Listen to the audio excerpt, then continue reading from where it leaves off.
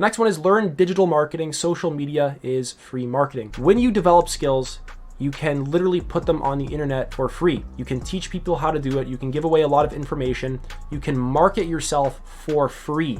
This is free marketing. This has never been seen before. It needs to be taken advantage of. This is incredibly powerful. You need to see social media as a powerful opportunity to leverage your unique skill set and market yourself. Really, if you're not posting basically every day on multiple platforms and you have skills, you are missing out on the opportunity to really leverage a lot of the things that mean something to you and eventually even make money off of it. So it's really a profound thing that you have access to. Free distribution, like that's a big thing. So digital marketing skills and social media are skills. Really, social media is a skill that you have to learn. Don't just scroll on Instagram mindlessly, but actually learn how to use it to create value.